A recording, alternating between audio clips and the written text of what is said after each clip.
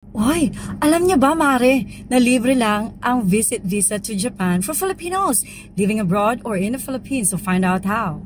Hey goddesses, today we get a good news because we received our visa to travel to Japan. But the big question is, how do we get that visa to be able to travel? So listen up, this video is for you. Do you know that it's so easy to apply for a visa to travel to Japan, especially to the Filipinos who are watching this video right now? Find out why. For one, the Japanese embassy in Kuwait is very, very near. For example, I'm living in Salmiya. It takes me another 17 minutes to get there. The second big factor that actually Filipinos would consider, especially those who are living in the Philippines, is going to be very difficult for them because there's always queue. Here, there's no queue, there's no traffic. And so I'm going to give you all the requirements that are as per the Japanese embassy link that you can find here. So since normally this would require a lot of documentations, ano-ano nga ba ang mga dokumentong kailangan nating i-prepare? Number one, download the application that they have provided on this link that I've given you, and then fill in with your details. Number two, prepare a white background photo in the size of 45 mm by 35 mm and do not staple them, only paste them on the application sheet.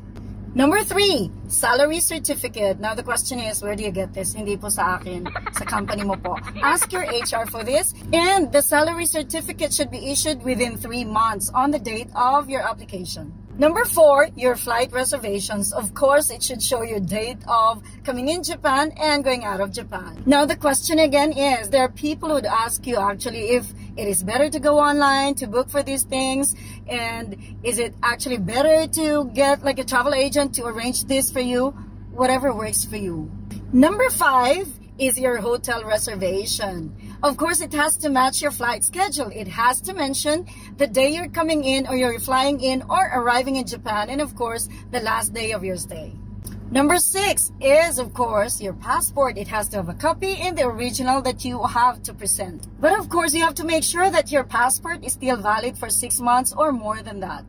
Number seven is your company signature or registration. Now, this is normally issued by HR along with your salary certificate, but it's your responsibility to actually remind them that you are going to need it for the visa application. Number eight is whatever you have handy with you all the time. This is your civil ID or your mobile ID. You are going to need to present your original as well. Number nine is your bank statement for 3 months. It has to show 3 of your salaries credited to your bank. The last one is your travel itinerary. It should show the date of when you're arriving to Japan that is not counted on the number of days you're applying for your visa number of days. The itinerary should mention all the activities that you want to do every day when you are in Japan. List down what you want to see, where you want to go to, and of course it has to mention your hotel name, your contact details of the hotel, and the address of the hotel. They might want to check, who knows. So now that we have all the documents we need, what do we do next? Of course, we have to browse the Japanese embassy number because we have to call them for appointment. And they are going to let you choose which date you want to visit for the application to be submitted and select the time that is most convenient for you. The next question is, where is the Philippine embassy? You can just Google that. It's on a Google map. It's on the site itself. Look for the location map. And please do not forget your day of appointment. It's you who set the date and the time. So please do not go there also very early or late.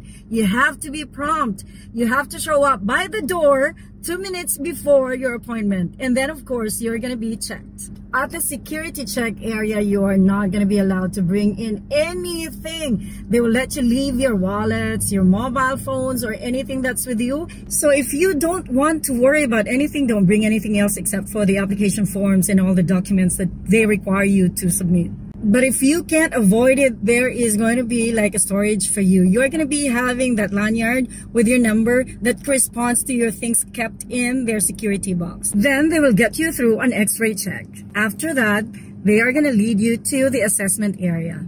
At the reception area, you are going to wait for the assessor to call your number and then hand in your documents. And then he's gonna give you a paper that says when you're gonna come back to claim your passport with you. And hopefully when you come back, you already have your visa granted. Good news, guys. For Filipinos, we don't get to pay the visa fees.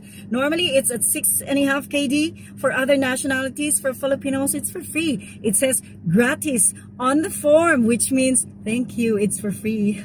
Now that you're ready to go, good luck for your trip to Japan. And of course, I just want to ask you a little favor. Share this video. There are friends or other people who might need this in the future to refer to, especially those living in Kuwait. Thank you so much for sharing. And of course, please do not forget to like or follow my page. It's Uptown Goddess on YouTube, on TikTok, on Instagram, and on Facebook, of course. Bye!